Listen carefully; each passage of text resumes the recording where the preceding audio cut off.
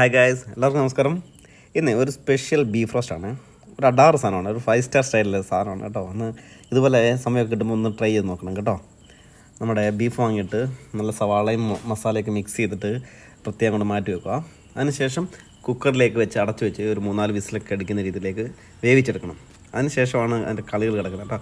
പിന്നീട് നമ്മുടെ ഓട്ടുരുളി കൊണ്ട് കമുത്തുക, അതിലേക്ക് നല്ല ആട്ടിയ വെളിച്ചെണ്ണ ഒഴിക്കണം കേട്ടോ. എന്നിട്ട് കടുവൊക്കെ കൊണ്ട് വിട്ട് പൊട്ടിച്ചിട്ട് തേങ്ങാക്കൊത്തൊക്കെ ഇട്ട് മൂപ്പിച്ചെടുക്കുക. അതിലേക്ക് വീണ്ടും നമ്മുടെ കൊച്ചുള്ളി അരിഞ്ഞിടുക, ഇഞ്ചി വെളുത്തുള്ളി പേസ്റ്റ്, അതിലേക്ക് വറ്റൽമുളക് വഴട്ടാൻ വേണ്ടി ഇടണം കേട്ടോ. അതൊരു അസാധ്യ സാധനമാണ് കേട്ടോ, സൂപ്പറാണ്. അതിട്ട് വഴറ്റി ഈ മസാല കൊണ്ട് മുക്കുമ്പോഴത്തേക്ക് നമ്മുടെ കുക്കറിലേക്ക് വേവിച്ച് വെച്ചേക്കുന്ന മീറ്റ് കൊണ്ടുവരണം.